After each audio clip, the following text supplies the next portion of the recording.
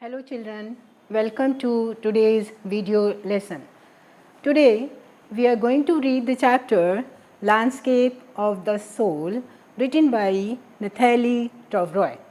This is about the contrast, concepts, philosophies of Chinese and European art. But before I start the chapter, let me ask you one question. How many of you are artists, painters, or how many of you appreciate any sketches, paintings, or any work of art? Art is a natural expression of oneself. It is a universal language of communication. This chapter is about the ethics and spirituality of Chinese paintings. The story begins with an anecdote of a very famous Chinese painter, Wu Daozi of 8th century. The Tang dynasty emperor Zhuangzi commissioned him to make a landscape to decorate his palace wall. When the painting was completed, the painter asked the emperor to come and just look at the painting, but he hid the painting behind the screen because he wanted the emperor to see that painting alone. When the emperor looked at the painting, he appreciated everything, discovering forest, lofty mountains, clouds floating in the sky, birds in flight, and the men walking at the foothill. The painter told the king that at the foot of the mountain there was a cave in which a spirit lived.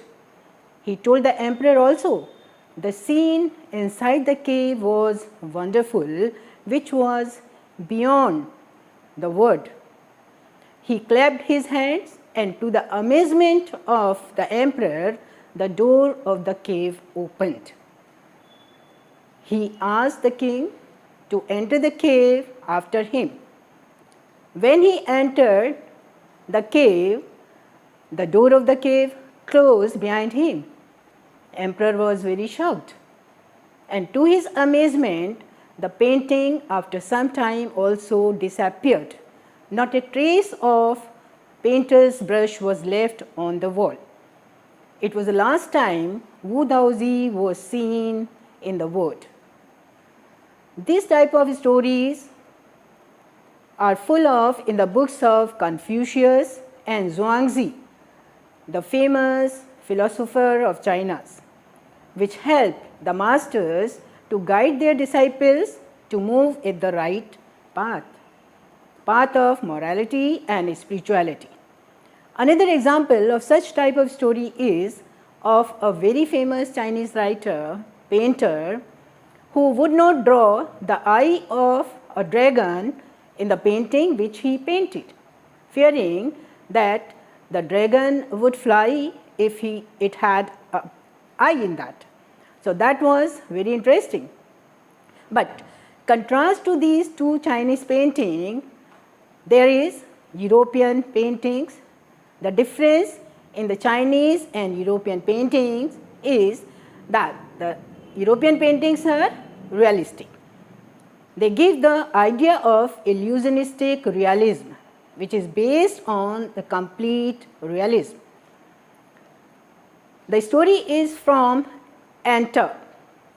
One master blacksmith, he fell in the love of a painter's daughter, but the painter would not let his daughter marry to him because of his profession. So what did this blacksmith did? He entered painter's house and he drew a fly on the panel very beautifully in a very realistic manner. When the painter entered and saw that fly, he wanted to sweat it away, thinking that it was a real fly. He was so impressed by the work of that blacksmith that he kept him as his apprentice and later on he married his daughter to him. This blacksmith, Quentin Matsys, who became a very famous painter of his age in Europe. Now these two types of paintings simply tells the differences between Chinese and European paintings. Chinese paintings are abstract. You have to feel them from your inner self.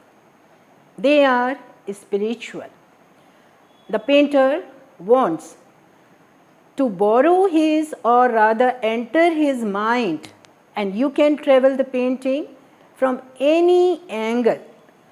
You can just walk to the path what the painter wants to see. On the other hand, European paintings are realistic. The painter wants you to borrow his eyes. He wants you to see from one specific angle what he wants you to see that. So now it stresses on the concept of Shen Shui also.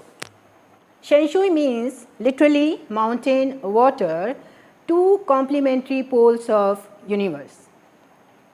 Mountain, masculine, reaching high to heaven, stable, warm, dry in the sun, and water, feminine, receptive, moist, cool. But there is another middle void is there where the interaction of these two poles meet. Another expression of this is the practice of yogic kriya, that is pranayama. Breathe in, retain, breathe out.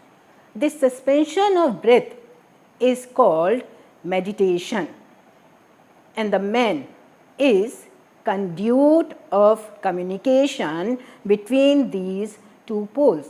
His presence is very much needed. Without man, landscape is not completed. In the word of Francois Chang, man is the eye of landscape. Now we read about another art, contemporary art, that is art brut or outsider art. It was started in 1940 by a French painter, Jean Dubuffet. In this art, painters, they don't have any formal training, but they have that insight, that artistic talent. In this art, anything from tin to sink to broken down car, anything can be used. The best example of this art is the rock garden in Chandigarh by 80-year-old Neera Mittal, where he has used all the materials, recycled materials and stones. His best sculpture of rock garden, that is Women by the Waterfall, featured in the anniversary magazine Pioneer of UK, and that was his great reward. To honor nature, Swiss Commission of UNESCO, they organized one exposition of his work. It was a 5-day interactive show at the leading museums of Switzerland, Italy, France and Belgium. However, for Neera, his best reward was walking through the garden and seeing people appreciating his work. Thus, we come to the end of the chapter where we have read about the different contrast of the two kinds of paintings, that is Chinese and European, concept of Taoism and the effect of contemporary art on the modern time. Thanks for watching the video.